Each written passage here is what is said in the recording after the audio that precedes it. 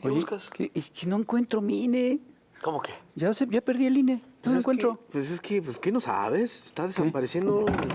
El peje está, el presidente está desapareciendo el INE. ¿El peje desapareció mi Sí, INE? pues sí. Oye, no, ¿Hay que ir a la está marcha? mal. ¿Qué? No, espérate. Están diciendo una Me quitaron cantidad de mi cosas INE. increíbles. No, sí, pero ahí lo tienes, hombre. Es decir, el INE no desaparece. Ah, míralo, aquí está. Ahí está el INE. Es decir, a ver, Pensé que andan era la- diciendo una cantidad de cosas increíbles de que si va a desaparecer la credencial, de que si las elecciones están en riesgo. Yo digo que para aclarar todo esto, La democracia está en riesgo. Que la democracia está en riesgo. Mi voto está en riesgo. Todo está en riesgo. Yo lo que digo es que para aclarar todo esto, llamemos a un experto. Lorenzo Córdoba, ahora sí. No, mejor. Pablo Gómez. Bienvenido al Averno otra vez. Bienvenidísimo. Tu cara de asombro. Adelante, bienvenido al Averno. Welcome. Pablo, que fuiste nuestro invitado hace muy poco tiempo, que yo no pude asistir, entonces insistí en que te volvieran a invitar. Eso. Para poder estar. ¿Tú fuiste el autor de este encuentro? Y el autor intelectual. hace poco estuviste aquí, estuvieron platicando sobre la propuesta de la reforma electoral que presentó el Ejecutivo, que ya se desechó.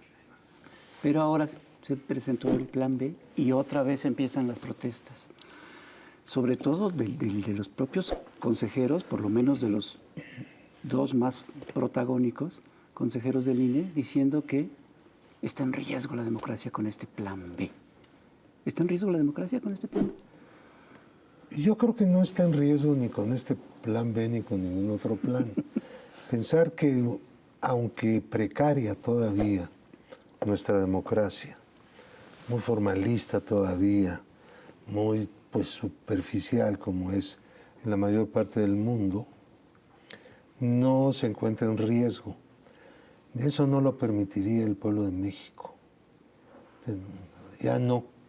Ya regresar a los tiempos que algunos intelectuales, y no solo intelectuales, también políticos, están añorando, pues eso no va a volver. Porque ahora sí es importante lo que el pueblo diga, antes no, pero ahora sí. Sí, porque la gente va a hacer valer su decisión, y yo creo que aprecia no solamente los métodos democráticos en general, sino también y muy especialmente las libertades que son parte de un conjunto que constituye, digamos, la democracia, por más formal que ésta pueda ser.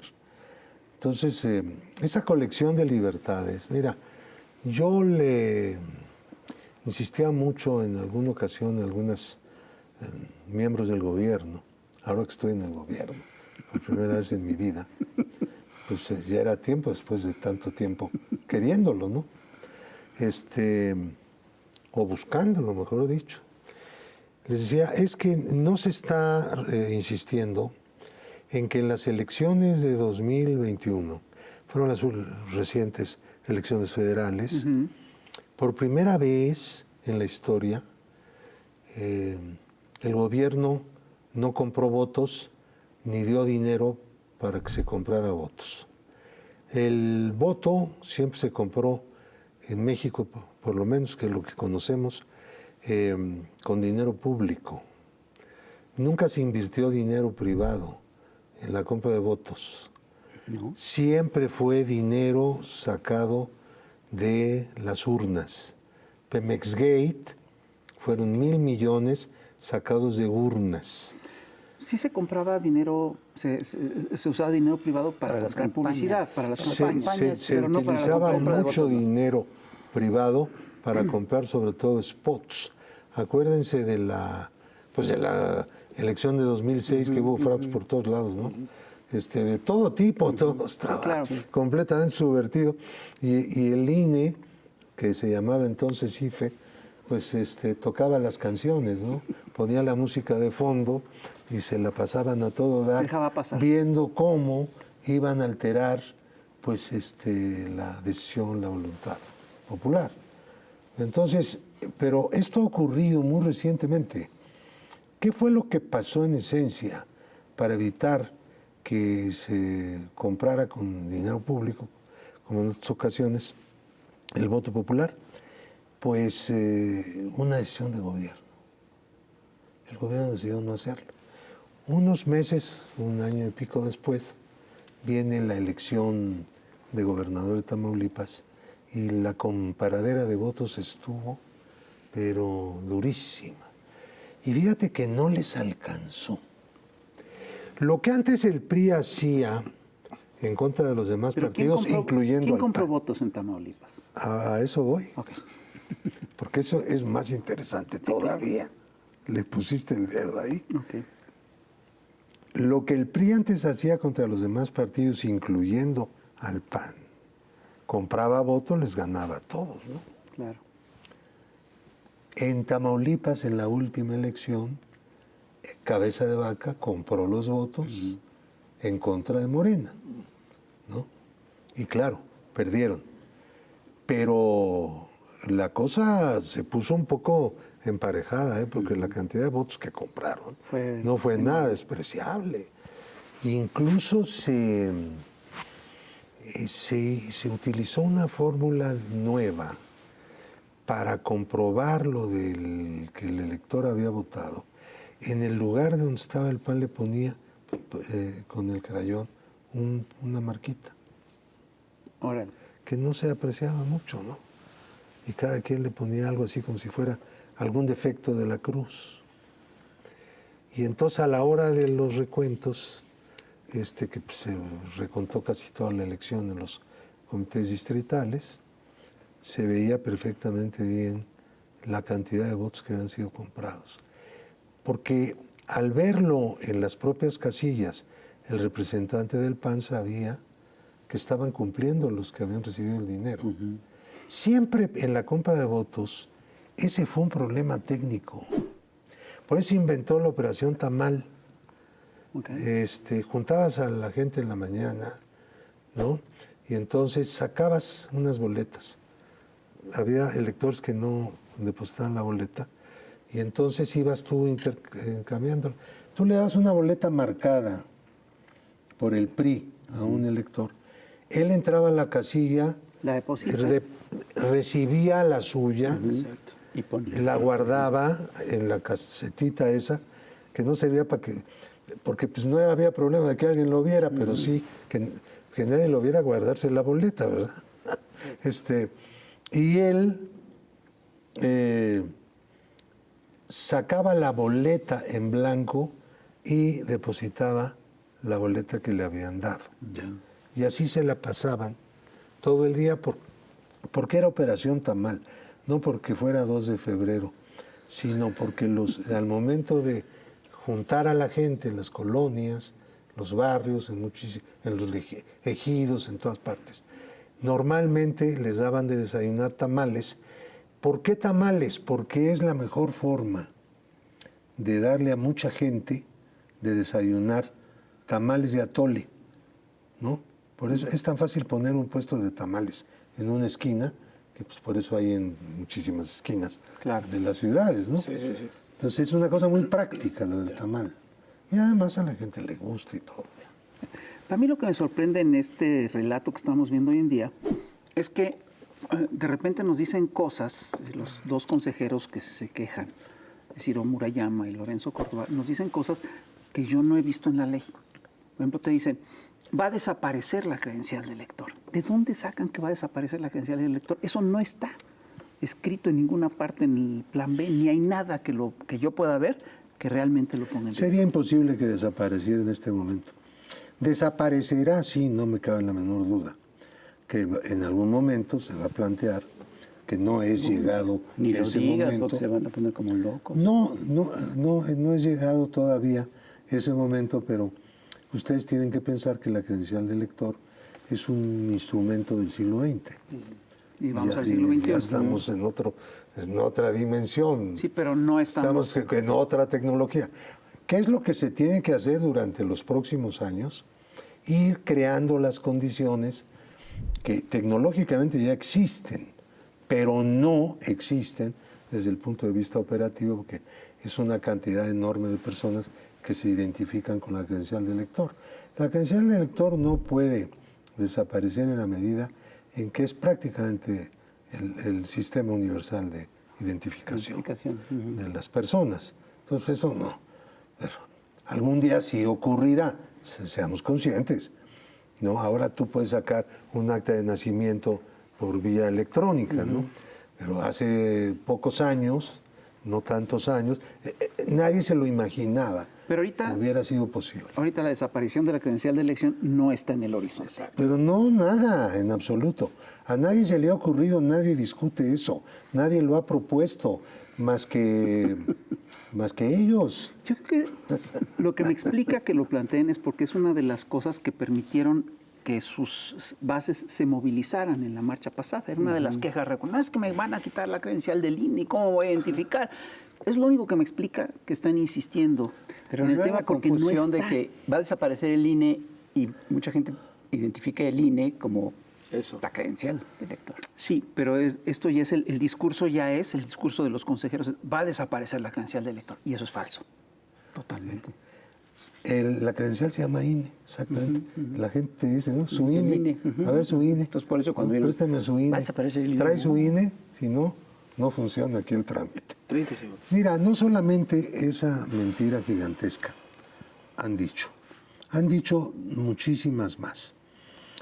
Cuando no funciona la creación de de una reforma que no era solamente electoral, era una reforma política, era un nuevo sistema de partidos, era una nueva forma de la representación popular, ¿no?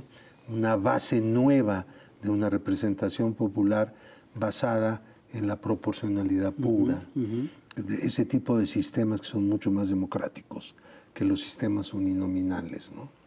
Y de los mixtos también, de unis con pluris, nunca han sido así extendidamente buenos, porque no todos los electores se representan en los órganos del poder. En la medida en que tengas un sistema en donde haya mayor representatividad, pues habrá una calidad democrática mucho mayor, que era lo que se buscaba. Y sin camarillas burocráticas de los partidos, sin camarillas burocráticas en el INE, etcétera. Pero ahora, otras mentiras. Otras mentiras, pero algo que no es mentira es que tenemos que ir en un corte comercial y regresamos, no te vayas, Pablo. Vamos a los universos paralelos, sí es cierto. Y ahorita regresamos. Y regresamos con las mentiras. Más mentiras. 2 científicos mexicanos han descubierto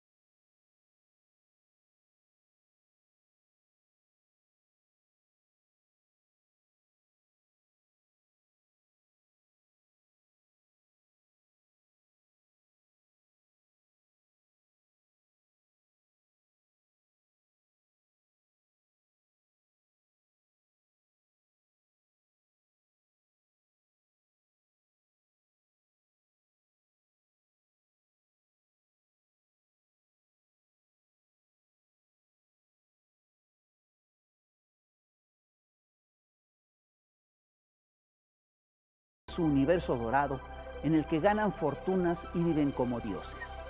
En nuestro universo, miles de mexicanos pensamos que Lorenzo y Ciro afirman que la democracia no está en el ADN de los mexicanos porque el ADN que estudiaron salió de sus propios testículos, los cuales han adquirido el color azul del Partido Acción Nacional. Al ver cómo se confrontan los universos,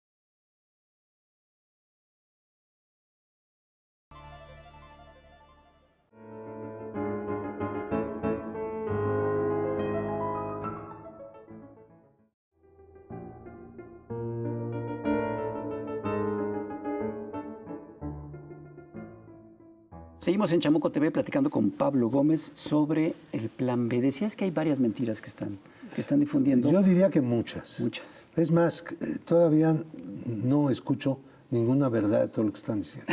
Es una cosa espantosa. Nunca vi un debate así como este. Bueno, no se puede llamar esto un debate, ¿no? Se puede llamar una lluvia de mentiras. A ver. La construcción de un relato alrededor de mentiras. Alrededor de demasiadas mentiras. ¿Qué mentiras están? Mira, que, ¿Y quiénes las están que se va a reducir más de la mitad en cuanto a los trabajadores de 80 y tantos por ciento. se van a ir a la calle. Sí, porque hay 300 juntas distritales, cada una con 5 personas y ahora solamente va a ser una persona. Mira, no debe haber, debe haber un consejo distrital cada vez que hay una elección, como ahora. Se convoca, se hace una selección, y hay consejeros electorales de los distritos que conforman un consejo. Pero ¿por qué tiene que haber una junta ejecutiva durante todo el tiempo en cada distrito cuando en realidad trabaja nada más 8 meses cada 3 años? Bueno, pues porque es, pues, te ríes, pero cuesta. Sí, claro. No sé. Sí, claro. ¿Y quién paga? Ahora sí que no me importa porque pues paga el gobierno. No, el gobierno no paga nada. El Estado no paga nada. Paga Quien gente. paga es la gente que Todos pagan. paga impuestos. Esos son los que pagan todo el tiempo, ¿no? Entonces, este es el punto. Entonces se quiere moderar esto bastante, ¿no? Entonces, de tal manera que el gasto sea menor, pero no solamente el gasto, sino que si seguimos por donde vamos, pues estamos creando una burocracia que ya no son los tiempos. Mira, en la elección de 2018 la gente salió a votar, la mayoría salió a votar, para un cambio que abarca también esto. No dilapidar los fondos públicos, no robarse los fondos públicos, no quitar el patrimonialismo que tienen los organismos públicos y los servidores públicos, que disponen como si fuera de su propiedad privada, la propiedad pública. Entonces, acabar con eso, que es la historia del Estado corrupto mexicano desde mediados de los años 50. En México el Estado es corrupto. Y por primera vez tenemos un gobierno que lo entiende así, que lo denuncia Que lo y dice que lucha abiertamente. contra él. Que lo combate. Y convoca a que la gente apoye la lucha contra el Estado corrupto. A ver, no con varita mágica se va a acabar, pero si no empezamos como hemos empezado últimamente en estos años a luchar contra él, pues jamás. Se va a quedar ahí perenne. Qué maldición, ¿no? Entonces, pero el Estado corrupto no solamente es la robadera, como se ve mucho, ¿no? Es también el dispendio, el desperdicio, el abuso. Tenemos 400 funcionarios que son estos de las juntas ejecutivas, que ganan más que el presidente. ¿Por qué ganan más que el presidente? Si la constitución del país, esta constitucioncita, dice que eso no se puede. Entonces, ¿qué han hecho? Se ampara. Pararse. No, ni siquiera un amparo los se lo pasan, poderes ciudadanos, no, han hecho algo tenebroso.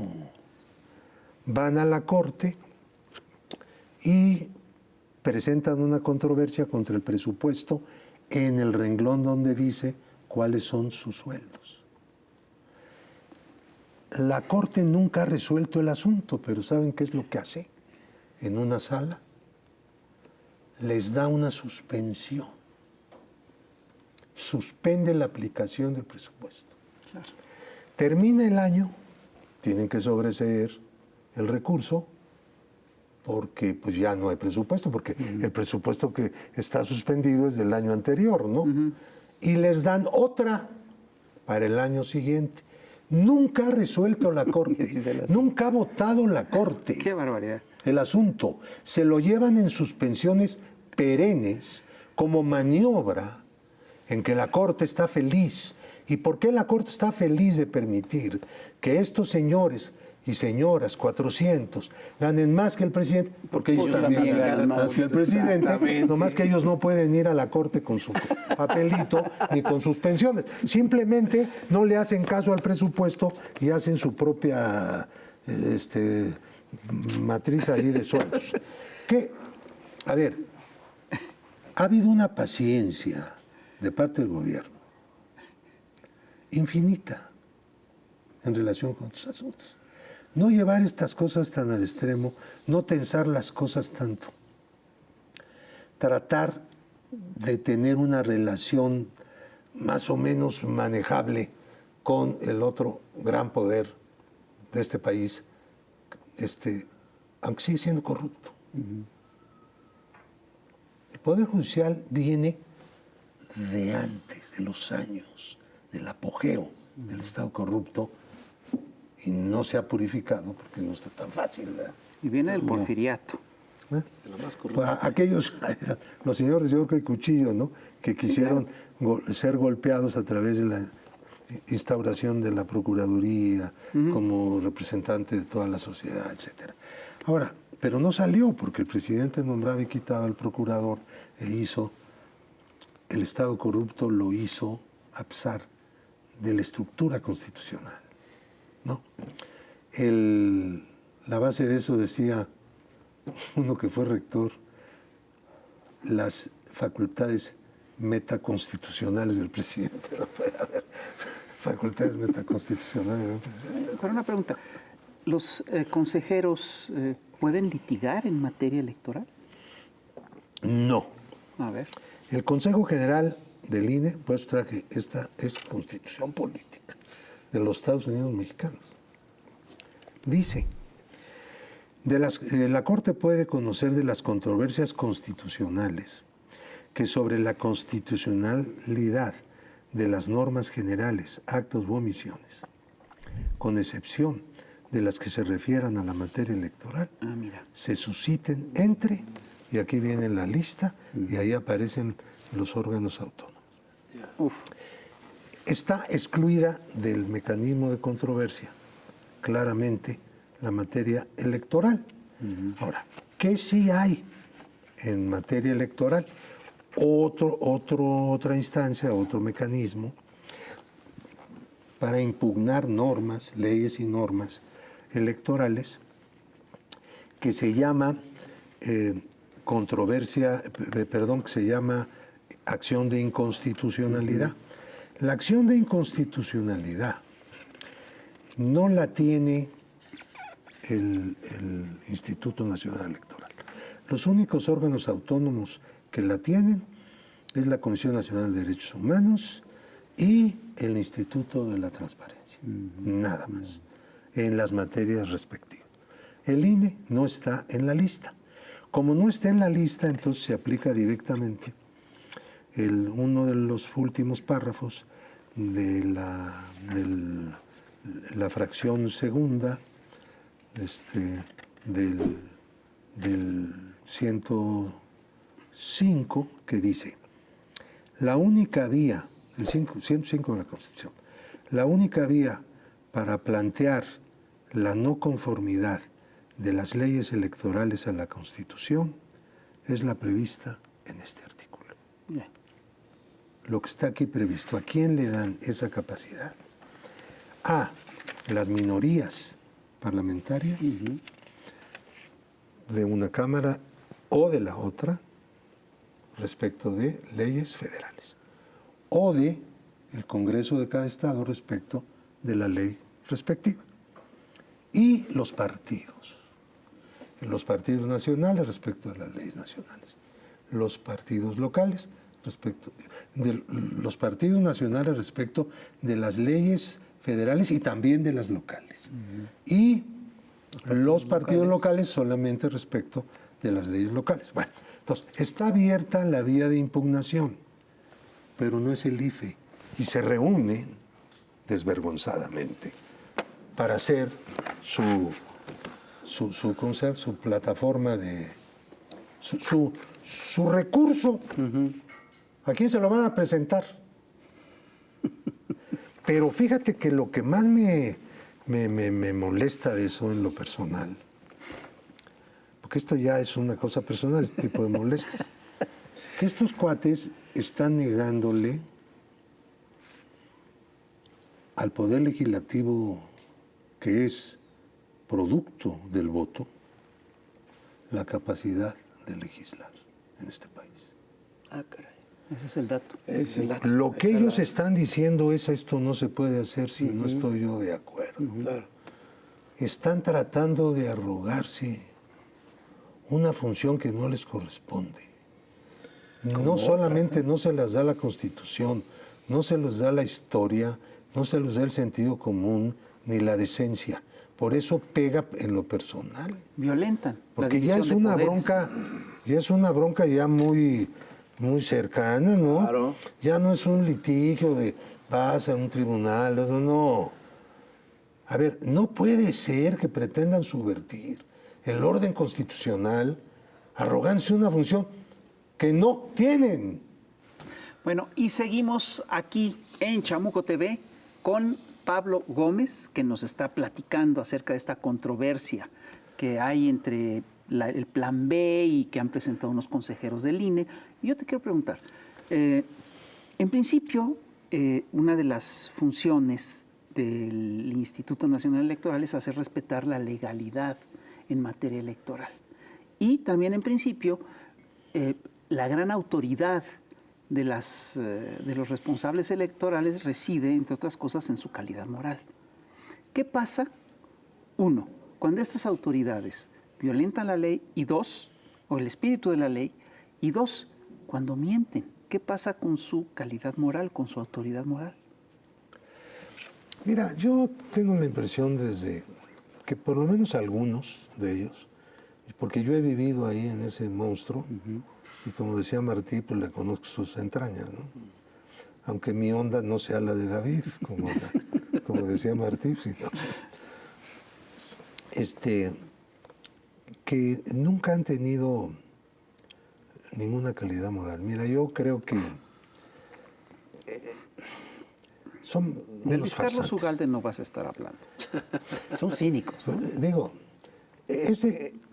mira, yo estoy muy orgulloso de haberme opuesto a ese consejo que encabezó Ugalde en la Cámara y haber votado a la cabeza de mi grupo parlamentario en contra de la integración de todo el consejo, porque no aceptaron la propuesta nuestra, que no era de integración, no era de personas, como luego dijeron, pinches mentirosos, ¿no?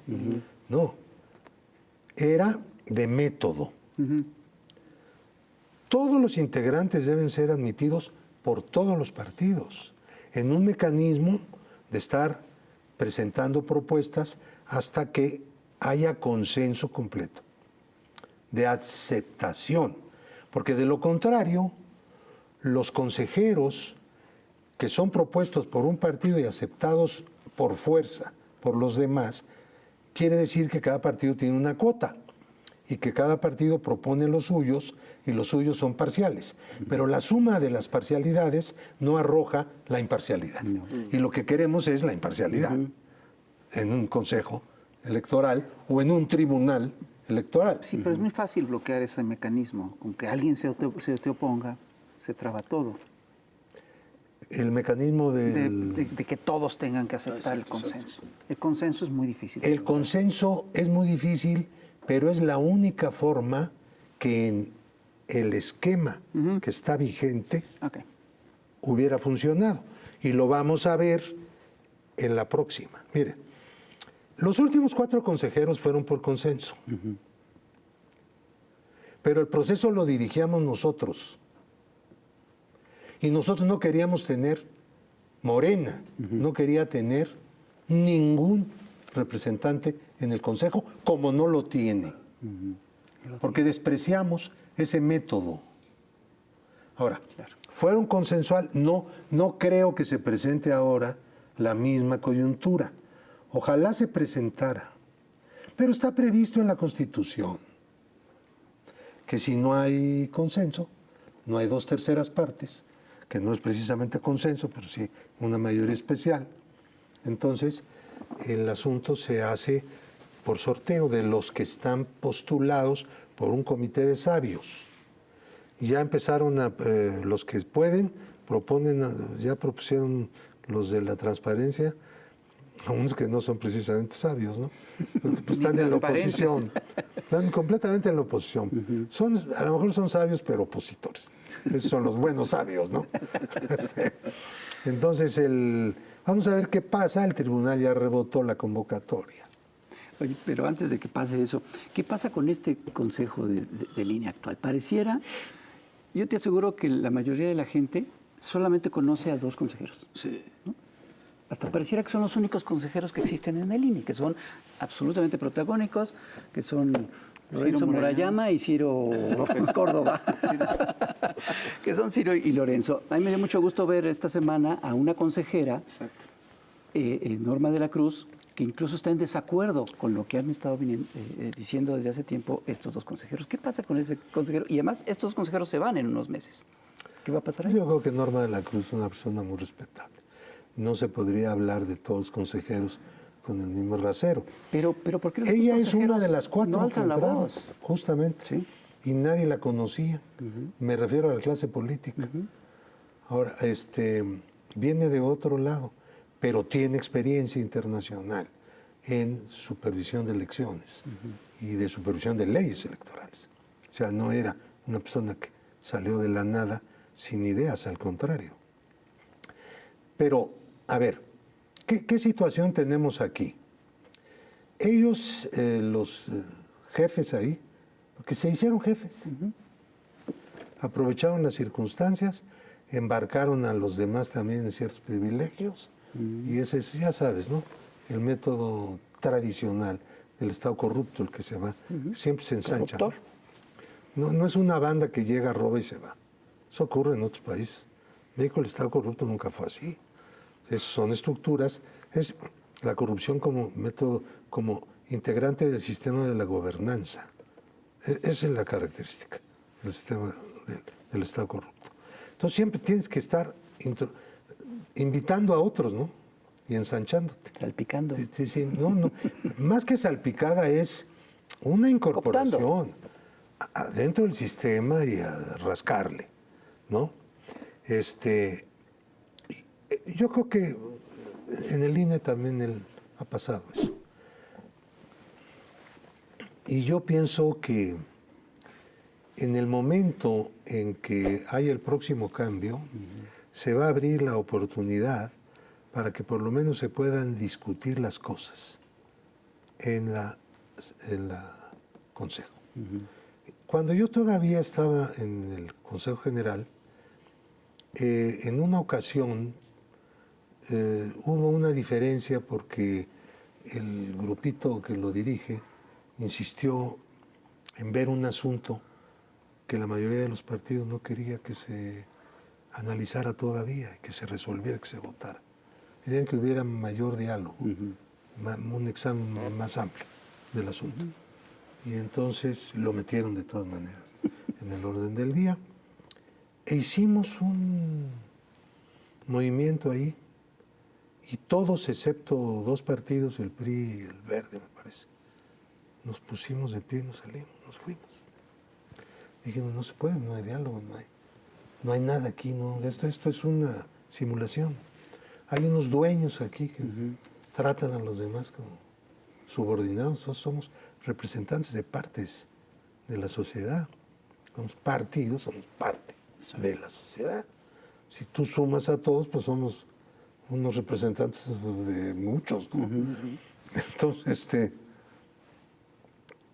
no, pues hubo ahí un litigio terrible, una bola de maniobras, empezaron a ofrecer cositas y detallitos y golosinas y bisutería para arreglar el asunto. Maquillaje. Ellos manejan así el instituto.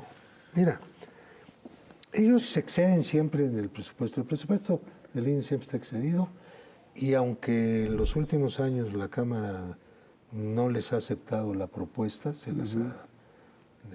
De entrada ya la no ha habían hecho. aceptado, no, porque ni siquiera nunca se le ha recortado Nunca se le ha un peso, recortado el presupuesto, ¿cierto? sino lo que se le hace es no darle todo lo que pide.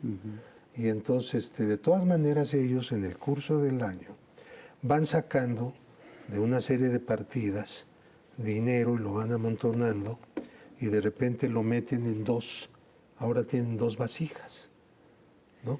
Que son 2 disque fideicomisos. Fideicomisos famosos. Y esos disque fideicomisos son buchacas, que ellos van a decidir para qué son. Y ellos deciden en qué se usa todo el dinero. Y vas a ver a la hora que se vayan todo el dinero que van a pedir. Porque en la buchaca hay dinero para repartir. ¿Y eso es legal? No, es que ni siquiera las buchacas son legales. A ver, está prohibido. Si a ti te sobra, a una entidad pública, por más autónoma que sea, le sobra el dinero, tiene que regresarlo a la tesorería de la federación. Pues estamos hablando como de cuánto. Son miles de millones lo que tienen ahí, ¿no? La vida. Eso es lo que está en juego, es una bolsa. Son 2 Bueno, sí. bolsas. Sí, sí, sí. Bueno, ¿De quién estamos hablando? ¿Qué bolsones? Y luego sacan de una, la meten a la otra. Sí, son 2 sacan de bolsas. esta. Bueno, No tengo duda. Que por sus bolsones. porque tienen un montón de bolsitas. Ahora, miren, de acuerdo con la Constitución y las leyes, el presupuesto federal es programático. Ningún dinero debe estar fuera de un programa. Claro. Punto. Entonces ellos tienen un chorro de dinero que están sacando de los programas y lo están metiendo a un disque programa que en realidad no es. No tiene las características. No es un programa presupuestal. No está dentro de la estructura presupuestal del instituto. ¿Y cuál es el pretexto? La Corte tiene uno, creo que de 5,000. 5,000 millones. Sí. Wow. A ver, es que miren, cuando... Es que sí estamos hablando de mucho Bueno, ¿qué les dinero. puedo? Es que, miren, y todavía les puedo hablar de mayores cantidades. Cuando el presidente dice, es que en la época anterior neoliberal, y entonces la oposición dice, ya está otra vez este señor con su cantaleta, ¿no? De que antes, es que lo de antes no es sencillamente lo de antes. Lo de antes sí es Lo lo de de antes ahora, tiene ahí. hoy repercusión, Sí, claro, tiene presencia, sigue teniendo expresiones. Hay que estar luchando contra eso. ¿Cuánto tiempo tenemos luchando ya en el gobierno por meter al cauce de la ley la administración del Instituto Nacional Electoral? Pues el tiempo que lleva esta administración. Más, porque nosotros llegamos a la Cámara antes. Llegamos desde el 1 de septiembre del año 18 y ese día se acabaron los moches y le dijimos a los consejeros, empezando por este par de farsantes, que eso es lo que son, que se iba a acabar el que ellos se ponían el sueldo que querían. Y les pusimos un sueldo.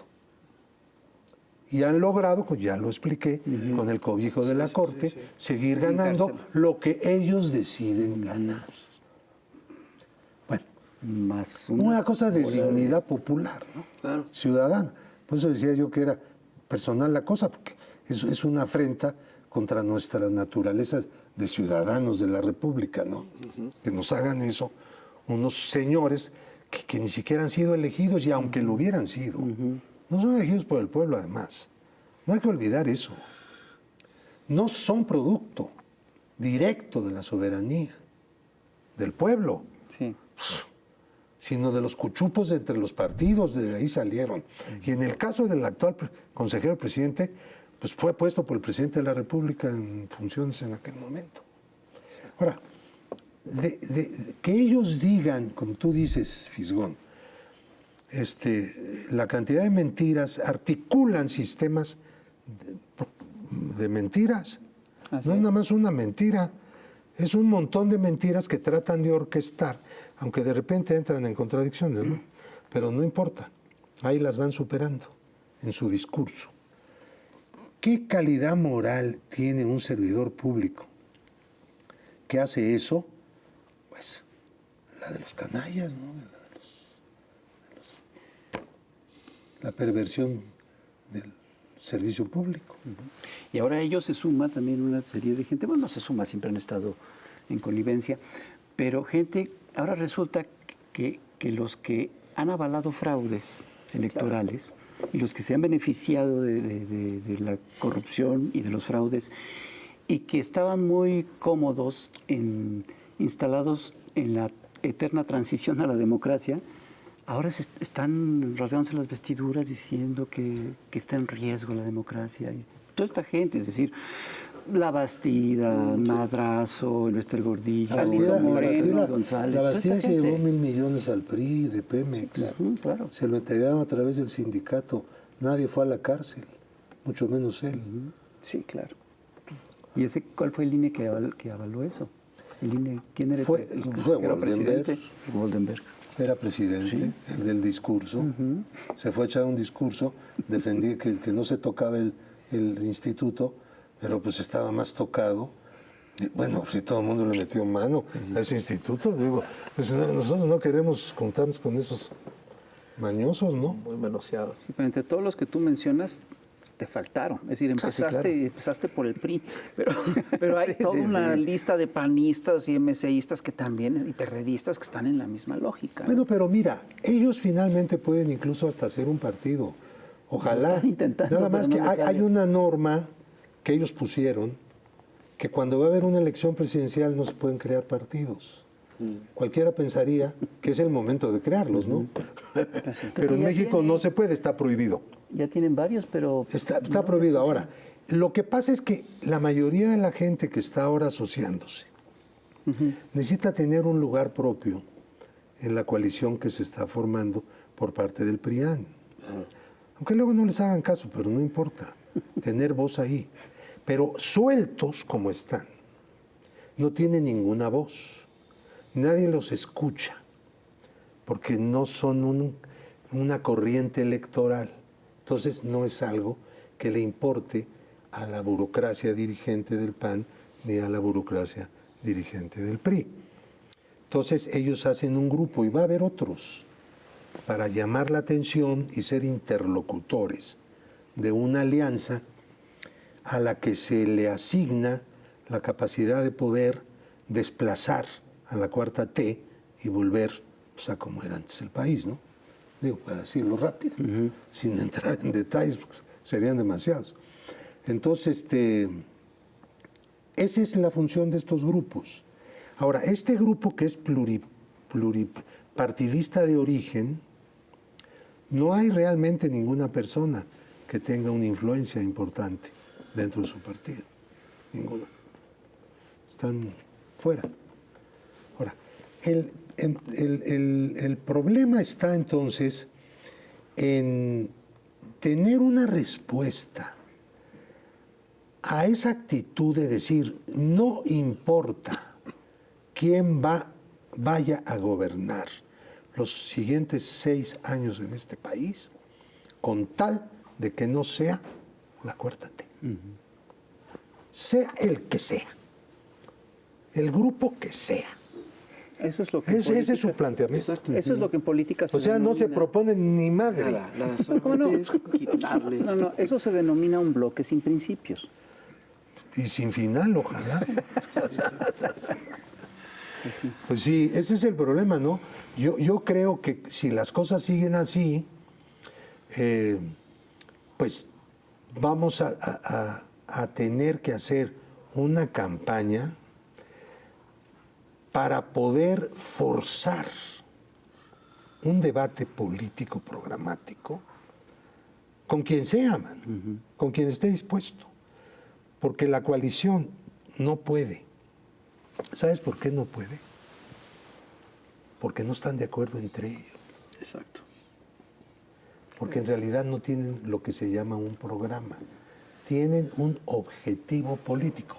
Pero tener un objetivo político de poder no quiere decir tener un programa. Tener un programa es una serie de cambios estructurados, sistematizados, orquestados, lógicos, de transformaciones. Su programa es regresar a lo de antes. Bueno, su programa es impedir que nosotros sigamos gobernando. Efectivamente. Ahora, ¿tienen derecho a eso? Pues claro que tienen derecho a eso. Pero lo que no estamos discutiendo aquí derechos, estamos discutiendo situaciones políticas. Pues tienen derecho a lo que a todos. Si hay, es ahora cuando las libertades están en plenitud en este país, ¿no? Y hay que seguirle, ampliándolas. Entonces el punto es que hacer un debate frente a unos que no pueden debatir porque no tienen un solo planteamiento estructurado, coherente y sistemático, sino nada más, por eso la mentira. Sí, claro. La mentira funciona en lugar del argumento. Claro. En la medida en que no tienes argumentos, tienes que ir a las mentiras, ¿no? En la medida en que te cuelgas de ellas para combatir al otro. Entonces, pero cuando ya estemos en campaña electoral y venga la hora de decir, a ver, ¿cómo vamos a organizar el gasto público? A ver, una serie de temas, ¿no? La política energética que había antes, ¿vamos a regresar a ella o vamos a continuar con la nueva política energética de ser autosuficientes? ¿Qué vamos a hacer en relación con la producción agropecuaria que había sido abandonada? ¿Vamos a continuar metiéndole todas las ganas para una autosuficiencia de granos? ¿O vamos a seguir comprando granos, aunque sean genéticamente elaborados o transformados, pervertidos, modificados, sí, en Kansas o en Tennessee, donde se produce tanto el maíz en los Estados Unidos por toneladas y toneladas? No podemos ser clientes cautivos, por más que haya tratado de libre comercio, ¿eh? Fíjate. Nosotros tenemos un tratado de libre comercio, pero el gobierno actual no admite ser cliente cautivo de nadie. O sea, la base de que, a ver, no es que haya libre comercio, sino que me tienes que comprar a mí. Ah, no, espérate. A ver, ¿cómo? Y esto es lo que me tienes que comprar. Esto no, esto que yo digo. No, bueno. Entonces, si resiste el gobierno, pues que ya hay otro gobierno, ¿no? Sí. Que tiene otra política. Y así podríamos hablar de 50,000 temas básicos de carácter nacional, que van de la alimentación, la energía, el empleo. A ver, ¿vamos a regresar a la vieja política salarial? Claro. ¿Cómo? Pues no podemos. Fíjate, nosotros en Europa hay un movimiento ahorita muy fuerte por aumentos de salarios, porque todas las subvenciones que se dieron durante la pandemia generaron o son parte, aunque no esencial, pero sí contribuyen al proceso inflacionario actual, porque no lo hicieron bien, lo hicieron nada más para calmar un poco al pueblo. Y se equivocaron. Y entonces ahora les están descontando a los trabajadores toda la subvención que les dieron antes, porque están subiendo los precios por arriba de los salarios y lo que quieren es que los salarios defiendan el aumento de salarios a las elevaciones de los precios. Entonces, estos políticos convencionales, que son neoliberales, aunque ya dicen que ya no son, siguen siendo. Sí, claro. Porque actúan en el mismo programita, ¿no? Si nosotros hubiéramos hecho eso, hubiéramos generado condiciones para poder neutralizar el aumento del salario mínimo. El otro día se estaba midiendo en términos de kilos, ya no de dinero, que eso muchas veces no dice nada claro, sino de poder adquisitivo. Un salario mínimo, ¿cuántos kilos de tortilla es? Son 10 kilos. Pero antes eran 6. Y ahorita tenemos una inflación que nos está pegando y estamos luchando contra ella. No estamos diciendo que no, al contrario, que sí. Y sin embargo, estamos muy lejos. Y lo mismo te puedo decir del arroz, del frijol, todo. Porque hay una nueva política salarial y no estamos tomando en cuenta aquí la pensión de adultos mayores, las becas. No, estoy hablando nada más del salario, lo que se llama salario. Pero si le agregas a eso, ¿no?, decenas y decenas de miles de millones de pesos que se están invirtiendo en el bienestar de la gente más pobre de México, que no es poca ni es poco pobre, ¿no? El problema que tenemos pues es gigantesco, ¿no? Sí, claro. Y eso ayuda a una elevación general del salario. Entonces te sacan no, mira, no llegaste más que a 3% de incremento del producto. Bueno, pues tú estás en 2, yo siquiera ya estoy en 3, ¿no? No, porque el año que entra no va a haber crecimiento. Pues ya lo dijo algún oráculo, ¿no? Estos son otros mentirosos los que hacen los pronósticos, porque resulta que se equivocan, todos se equivocaron, ¿eh? Nadie dio la cifra más consabida y más manida del incremento del producto, del crecimiento del producto. Nadie, no le atoraron. Y los que más se acercaron a 2 y cachillo, ¿no? Entonces, cuando viene el 3, calla. No dicen nada. ¿Por qué no dicen, oye, pues sí, nos equivocamos y no lo... voy a tratar de no volverlo a hacer. Voy a revisar mis parámetros. Voy a revisar por qué me mi equivoqué. tecnología adivinadora tiene que buscar algo sólido, algo sobre la tierra donde me apoye, ¿no? Entonces, lo mismo podemos decir de la inflación. De todas maneras, tenemos una inflación alta. No es que nos sirva decir que en otros países está mucho peor. Para nosotros lo único peor es lo nuestro porque es nuestro problema. No es eso. Lo que pasa es que aquí el gobierno se adelantó. Vio venir la inflación. No empezó a tomar las decisiones antes. Empezó a tomar las decisiones antes. Y no esperó a que la inflación se presentara ya con el rostro que tiene. Y se empezó por varios lados. Por ejemplo, fíjate que no solo hubo congelación del precio de los energéticos, sino que el precio de los energéticos en términos de salariales, de lo que cabe en un salario, un poco menor ahora que antes del inicio de esta política. Entonces, no estamos pagando el mismo precio por los energéticos, estamos pagando menos. Ahora, esto es una cosa que gravita mucho en la inflación. ¿Se acuerdan del sexenio pasado, cuando se pusieron a subir la gasolina y el diésel? ¿Cómo no? Y el gas. Fue una cosa bestial. Le pegó a la economía, le pegó a la capacidad adquisitiva de los asalariados, le pegó al crecimiento, le pegó a todo. Y se les dijo, no hagan esas tonterías. Aquí, tomando en cuenta la experiencia, que no haya sido nuestra, fue del país, el gobierno se anticipó.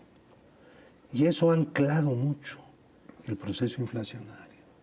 Si estuviéramos ahorita en 11% de inflación, pues ya la cosa ya estaría horrible, ¿no? Ahora, hay que seguir luchando contra la inflación utilizando otros mecanismos, además de los que ya se tienen. Pero, a la hora de que discutamos estos temas, con esa oposición, No, ¿qué va a proponer? ¿qué nos va a decir? Oye, Pablo, me gustaría cambiar el tema porque no quiero desaprovechar la oportunidad de tenerte aquí. Tú ahorita estás al frente de la Unidad de Inteligencia Financiera y está el juicio a García Luna. Sí. ¿Y hay alguna investigación a propósito de García Luna? Es una de las más grandes investigaciones que se han hecho en los últimos años porque es mucho el dinero. 700 millones de dólares, ¿no? De dólares. Es decir, De lo que está- ¿cómo con un sueldo de procurador te haces de 700 millones de de lo que está dólares? documentado. ¿Qué pasó ahí? No quiere decir que este ciudadano que está en este momento sujeto a un proceso penal en Estados Unidos y también está sujeto a un procedimiento penal en México, tenga ese dinero, esa cantidad de dinero. El Estado corrupto no opera así. Yo repito mucho esto porque hay que aproximarnos a lo que es operativamente el Estado corrupto. No es una banda de ladrones que llegó, se robó y salió corriendo. Es un sistema. Y el reparto es brutal. Ahora, el mecanismo que se usó desde la Secretaría de Seguridad Pública para poder robar a raudales fueron contratos con empresas norteamericanas y algunas establecidas en México, pero no de capital mexicano. Aunque una que otra sí, una que era propiedad de él, también entró, pero no en este esquema, sino en uno paralelo. Aquí se trata de una corrupción de firma de contratos sin que a cambio hubiera entregas prácticamente de nada. Órale. En Estados Unidos este personaje tiene no solamente un proceso penal, sino que él, junto con una madeja de socios, en donde destaca una holding, cuyos dueños es una familia, constituye una familia, y que con ese dinero compraron muchos bienes, y coches, y casas, y joyas, y una cantidad de cosas. ¿No? Pues es mucho dinero. Ellos están en un proceso de orden civil. Ese proceso de orden civil es el intento del gobierno de México por recuperar pues, todo lo que se pueda recuperar. En un juicio las cosas son bastante poco previsibles, ¿no? Sobre todo, bueno, iba yo a decir que sobre todo en el extranjero, pero quién sabe, porque aquí los juicios en México son muy imprevisibles. Francamente, no ven cómo andan ahí condonando penas y responsabilidades. Entonces, en este momento, como lo ha señalado el presidente, se está en un impasse ese juicio porque hubo un recurso en el que la defensa de los demandados está planteando que la Corte que lleva el caso no tiene jurisdicción. Eso ya lo habían planteado antes, lo habían perdido, pero ahora están en una especie de apelación. Y en unos meses se va a resolver el asunto, ¿no? Hay una ley, esto no se lleva a cabo a nivel federal, de parte de territorio norteamericano. De parte nuestra sí, es el gobierno federal el que, pero el lugar donde se lleva a cabo el juicio es en Florida. Y la Corte de Florida considera que sí tiene jurisdicción, de acuerdo con una ley de Florida que se la da. Y es lo que está impugnado. Yo espero que se resuelva pronto y que ya se integre el jurado y que ya se lleve a cabo. Ahora, el personaje que está en Brooklyn no concurrió al juicio penal, al juicio civil de Florida. Se hizo el occiso. Y entonces, esto quiere decir que, pues, ya lo perdió. ¿Ah, sí? Si el juicio efectivamente se lleva a cabo, ya no puede ganar.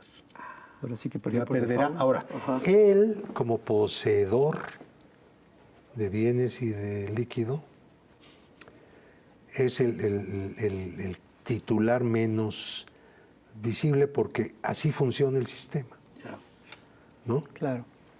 El que dirige la operación robo al pueblo, a decirlo bruscamente, es el que menos dinero tiene aparentemente.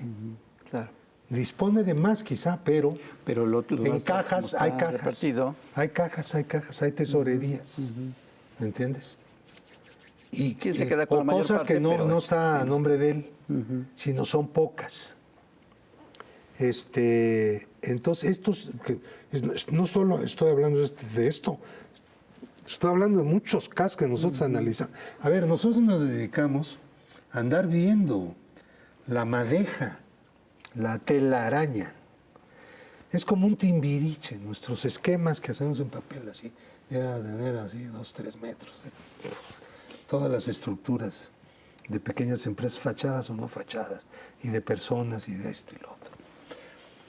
Son estructuras muy grandes, en el que está el peculado como cuestión central, y claro, pues hay un montón de otros delitos imbricados, entre otros el de defraudación fiscal, porque el que hace operaciones con recursos de procedencia ilícita, o sea, quien lava dinero, pues entre otras cosas lava lo que deja de pagarle al fisco, debiéndoselo pagar, ¿no? Y por lo tanto, esa es una parte de los recursos ilícitos, justamente del delito de lavado, ¿no? Entonces, se hacen unas madejas con todo ese dineral o dinerales, no solamente de parte de la delincuencia llamada organizada, porque esta también es organizada, Pues sí. pero aquella está armada. Vamos a así, ¿no? La delincuencia armada y la que no está armada. Nosotros pues tenemos que analizar las dos y proveer al gobierno, al Ministerio Público, en todos los niveles, Ministerio Público, y a otras dependencias públicas de la información necesaria para que ellos... Claro. Pues vas a tener que regresar otro día Sí, porque ya... para platicar de esto. A mí me gustaría sí hablar, no de casos concretos porque no puedo dar detalles. Sí. Es de información reservada. Claro, claro. Sí, claro. Y yo la... Pero de todo este entramado es bien interesante. Pero, ¿qué cosa es la inteligencia financiera? ¿Cómo funciona este sistema a nivel mundial? Es un sistema mundial. ¿Y cómo funciona en México? ¿Cómo el gobierno requiere de eso? Porque es básicamente información para poder actuar en los distintos niveles del aparato del Estado. ¿Me entiendes? No es lo mismo que, por ejemplo, un investigador ande viendo por dónde a que el órgano de inteligencia financiera le diga, mira, aquí está esto, así, así, así. Y no es lo mismo como gobiernos Por aquí te anteriores. vas hasta llegar. No es lo mismo como se usaba esa información por gobiernos Bueno, anteriores. yo lo dije una vez ahí en una mañanera.